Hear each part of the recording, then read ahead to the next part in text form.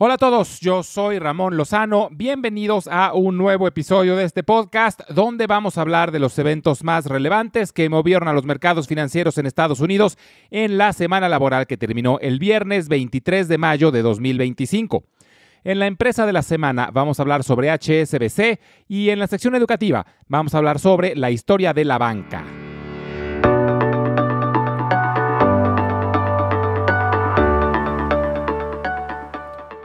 Entre nuevas amenazas de aranceles y preocupación sobre un aumento del déficit en Estados Unidos, la bolsa tuvo una reacción negativa y los principales índices terminaron con pérdidas considerables. El Dow Jones bajó 2.4%, el Standard & Poor's 500 2.6% y el Nasdaq 2.5%. No solo la bolsa cayó, también el dólar se depreció contra otras divisas, los bonos del tesoro bajaron de precio, lo que provocó que su rendimiento subiera, y el oro tuvo una apreciación importante. Todas estas son reacciones negativas que muestran renovada preocupación sobre la economía de Estados Unidos. La semana arrancó con la noticia de que la Casa de Representantes pasó por un solo voto el proyecto de ley impulsado por el presidente Trump que busca implementar cambios importantes en Estados Unidos. Esta ley, apodada por el presidente como la Big Beautiful Bill, incluye más de 1,000 páginas y combina varias propuestas de Trump para cumplir sus promesas de campaña. Incluye iniciativas para reducir significativamente los impuestos, reducir beneficios sociales y aumentar el presupuesto para fortalecer la seguridad fronteriza. Trump y su equipo prometen que esta ley impulsará a la economía como nunca antes, pero los críticos advierten que se beneficia desproporcionadamente más a los ricos y deja más desprotegidos a los que menos tienen. Los mercados financieros en Estados Unidos tuvieron una reacción muy negativa a esta iniciativa de ley, lo que es interesante, porque a primera vista parecería que las empresas se beneficiarán enormemente con recortes en impuestos y menos regulación. Pero el problema es que, según expertos, esta ley aumentará sustancialmente el déficit fiscal y aumentará la deuda, que ya de por sí es gigantesca. Algunos calculan un aumento de más de $3 billones, lo que en inglés serían 3 trillions. El Partido Republicano solía ser el partido que abogaba por la responsabilidad fiscal, pero ahora que Trump tiene el poder parece que esto ha dejado de ser una prioridad. Aún falta que esta ley pase por el Senado, pero es muy probable que se apruebe sin mayores cambios, debido a que el Senado también es controlado por el Partido Republicano. Moody's redujo la calificación crediticia de Estados Unidos debido a preocupaciones sobre el creciente déficit y los costos de los intereses de la deuda. Proyectan que la deuda federal, que actualmente ronda el 98% del PIB, llegue a 134% del PIB para 2035, si se sigue por el camino actual. Moody's es una de las 3 grandes agencias calificadoras. Las otras 2, que son Fitch y Standard & Poor's, ya habían reducido la calificación anteriormente. Esto lo que implica es que consideran que es más arriesgado prestarle dinero a Estados Unidos, por lo que sube el costo de la deuda. Es decir, tienen que pagar mayores intereses. Otra noticia que afectó a la bolsa de forma negativa la semana pasada fue el comentario del presidente Trump, donde dijo que está frustrado con el ritmo de las negociaciones con la Unión Europea, por lo que está recomendando incrementar los aranceles a 50%. Aún no se confirma si efectivamente se impondrán o es solo una estrategia de negociación, pero cualquier incremento en las tensiones comerciales reavivan preocupaciones sobre la economía, por lo que afecta de forma negativa a los mercados. Trump también amenazó directamente a Apple. Dijo que está considerando imponer 25% de aranceles a todos los iPhones que no sean fabricados dentro de Estados Unidos. Apple, que estaba enfocando sus esfuerzos en trasladar producción de China a India para reducir el riesgo de aranceles, ahora se ve involucrado en un nuevo dilema. Se ve sumamente complicado que Apple fabrique iPhones en Estados Unidos, porque serían mucho más costosos, además de que tardarían años en instalar las fábricas necesarias. Es probable que les salga más barato quedarse con el 25% de aranceles. En temas microeconómicos, tuvimos reportes importantes dentro de la industria de la tecnología. Palo Alto Networks, la empresa de ciberseguridad, mostró un crecimiento de 21%. En general, toda la industria de protección digital sigue creciendo a muy buen ritmo. Y la creciente adopción de la inteligencia artificial aumenta aún más su importancia, por lo que es una tendencia que seguramente seguirá por muchos años. Empresas desarrolladoras de software empresarial también tuvieron una buena semana. Snowflake reportó un gigantesco crecimiento de 71% en sus utilidades, mientras que Workday creció 28%. Ambas empresas reportaron mejor de lo esperado. Zoom Communications, la plataforma de videoconferencias, reportó en línea con las expectativas, pero no logra generar tracción. Zoom fue la empresa favorita durante la pandemia. Sus acciones llegaron a costar más de $500, pero cayeron igual de rápido de lo que subieron. Y desde 2023 se han movido de forma horizontal en un rango de entre $70 y $80. En la industria del retail también tuvimos muchos reportes relevantes. Home Depot decepcionó, sus utilidades cayeron 3%, pero pudo haber sido debido a las inclemencias del clima durante el primer trimestre. Lowe's también mostró un decremento en sus utilidades de 5%, aunque esto fue menos peor de lo esperado. Target reportó una terrible caída de 36% en sus utilidades, además de que recortó su pronóstico para este año. Target está teniendo muchos problemas para competir con Walmart y Costco. También reportaron las cadenas de tiendas de descuentos. TJX fue la mejor, aunque su pronóstico para este año se quedó ligeramente debajo de las expectativas.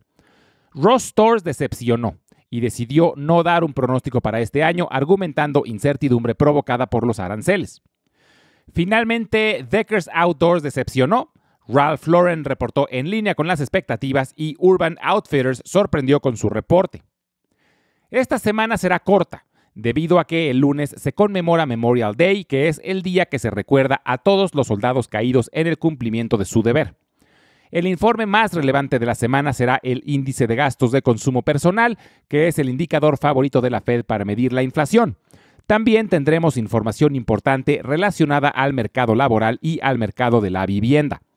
El reporte más relevante de la semana por su tamaño e importancia en la economía actual será el de Nvidia.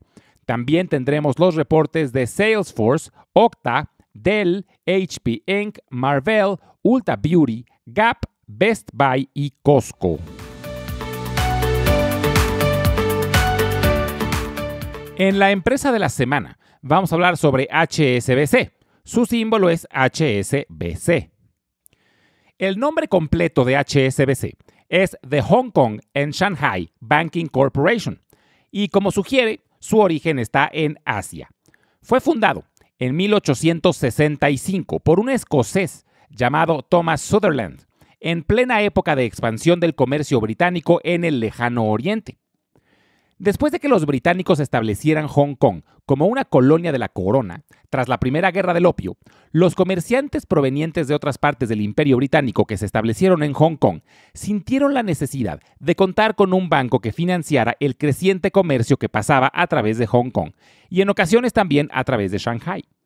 Este comercio conectaba China con la India, el resto del Imperio Británico y Europa, e incluía bienes y productos de todo tipo, como seda, té y algodón, pero especialmente opio, cultivado en la India y reexportado desde China.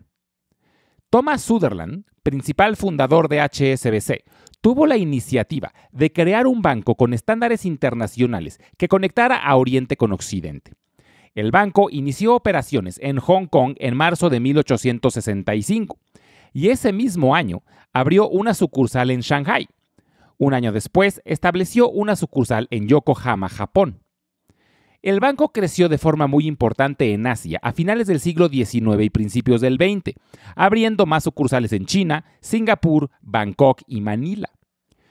HSBC fue una de las 13 empresas originales que cotizaron en la Bolsa de Valores de Shanghái, donde se comercializaron sus acciones hasta que la ocupación japonesa cerró la bolsa en 1941. El siglo XX trajo desafíos enormes. Revoluciones, las dos guerras mundiales y la Gran Depresión. Durante la Segunda Guerra Mundial, muchos de sus empleados en Asia fueron convertidos en prisioneros de guerra y HSBC trasladó temporalmente su sede a Londres. Tras la guerra, el banco jugó un papel clave en la reconstrucción de la economía de Hong Kong y comenzó a diversificarse globalmente. A partir de los años 90, dio un giro importante cuando adquirió el banco británico Midland Bank y Londres se convirtió en su sede oficial. Hoy HSBC está presente en 60 países, pero aunque nació en Asia y sigue teniendo una fuerte presencia en ese continente, ya no es considerado un banco asiático, es considerado un banco inglés. A lo largo de los años, HSBC ha tenido múltiples controversias.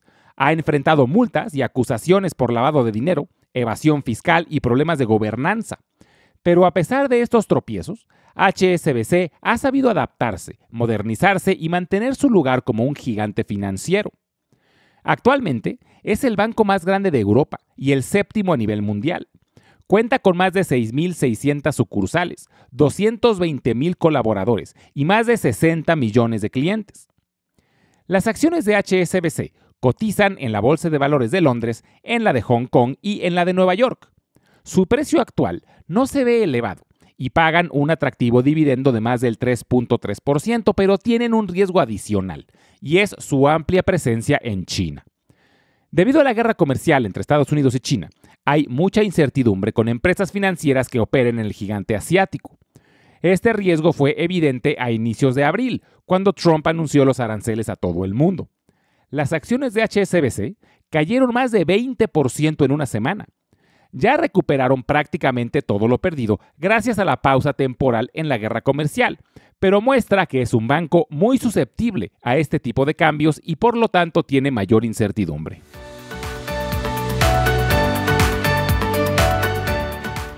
En el episodio anterior hablamos sobre la historia del dinero, desde los días del trueque hasta las monedas y el dinero digital. Pero una vez que el dinero apareció, surgió una nueva necesidad: guardarlo, protegerlo y con el tiempo hacerlo crecer. Ahí es donde empieza la historia de la banca. Hace más de 4.000 años, en la antigua Mesopotamia, los templos no solo eran lugares religiosos, también funcionaban como almacenes seguros donde la gente llevaba sus granos, metales o bienes valiosos a los sacerdotes. Ellos los guardaban y llevaban registros detallados en tabletas de arcilla. Estos registros eran como los primeros estados de cuenta. Pero los templos no solo guardaban bienes, también hacían algo revolucionario para la época: prestaban. Por ejemplo, un agricultor podía pedir prestado cebada para sembrar, con la promesa de que devolvería más después de la cosecha. Estos préstamos fueron los primeros créditos de la historia y estaban basados en la confianza de que el deudor cumpliría. Los templos, respaldados por la autoridad religiosa, eran los guardianes de esa confianza. Posteriormente, en la antigua Grecia y Roma, algunos comerciantes también empezaron a prestar dinero con intereses. Y aquí aparece una figura clave: la de personas particulares que custodian dinero, hacen préstamos y facilitan transacciones. Digamos que aparecieron los primeros banqueros, que en ese entonces quienes prestaban dinero no eran instituciones, sino particulares. Más adelante, durante la Edad Media, el comercio creció sustancialmente. Las ciudades tenían cada vez más mercaderes y el dinero en forma de monedas de oro y plata era cada vez más común. Pero llevar monedas pesadas en viajes largos era arriesgado. Aquí aparecen los orfebres, que serían los antecesores de los banqueros modernos. Los orfebres, que son los que trabajaban con metales preciosos, tenían bóvedas seguras para guardar oro. Los mercaderes comenzaron a dejar sus monedas con ellos, a cambio de un recibo, una especie de pagaré. Estos recibos eran más fáciles de llevar y comenzaron a circular como si fueran dinero.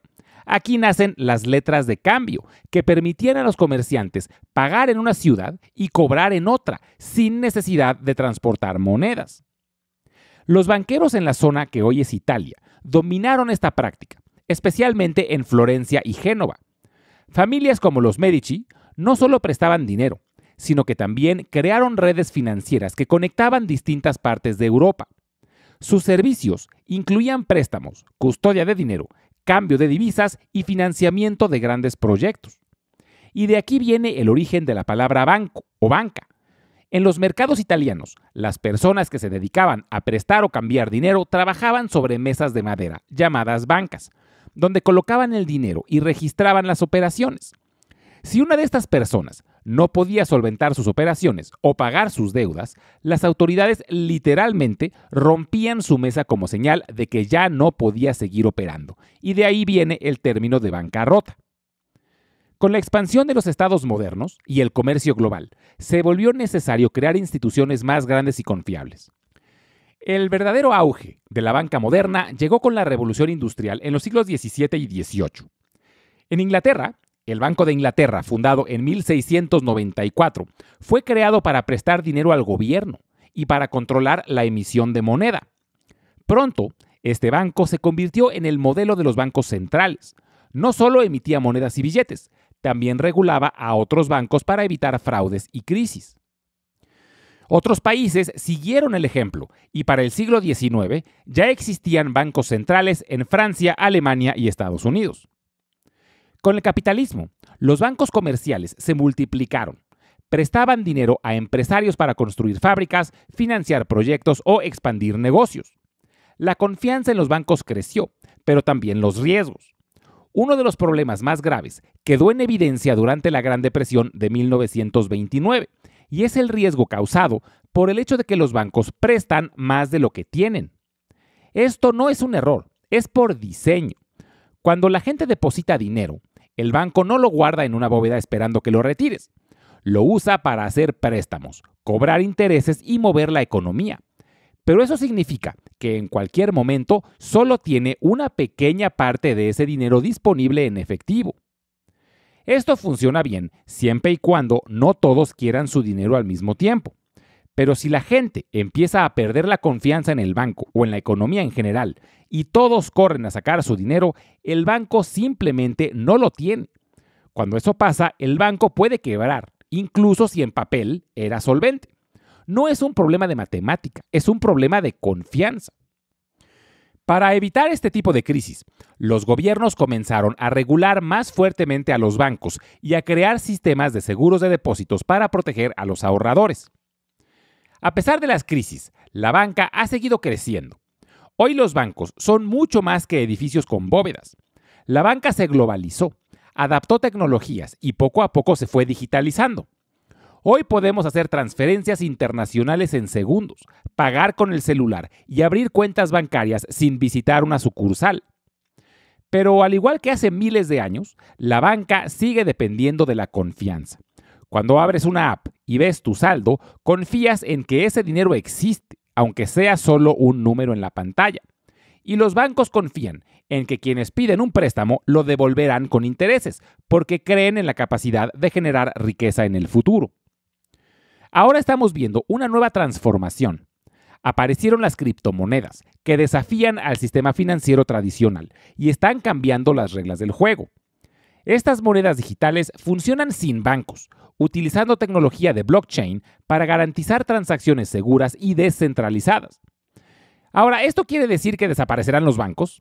No lo creo, pero seguramente seguirán evolucionando, adaptándose a las nuevas tecnologías y a las expectativas de las nuevas generaciones que buscan servicios más rápidos, transparentes y accesibles. Pero al final su función esencial seguirá siendo la misma: generar y gestionar confianza. Y sobre todo, seguirán cumpliendo un rol fundamental que ninguna tecnología ha podido reemplazar: otorgar crédito. Mientras exista esa necesidad de impulsar sueños e inversiones con respaldo financiero, los bancos seguirán siendo parte esencial de nuestra historia económica. La próxima semana voy a estar de viaje y no me va a ser posible grabar, así que el próximo episodio estará listo dentro de 2 semanas. Y como siempre les recuerdo que todas las transcripciones las estaremos subiendo al blog, que se encuentra en Substack, al que pueden acceder directamente desde la página www.ramonlog.com. También los invito a visitar nuestro canal de YouTube, donde estaremos subiendo los audiogramas y videos educativos. En YouTube los pueden encontrar como Invertir en la Bolsa Podcast. Finalmente les dejo mi correo electrónico por si tienen alguna duda, comentario o sugerencia. Es ramonlog@yahoo.com. Muchas gracias y nos escuchamos en el próximo episodio.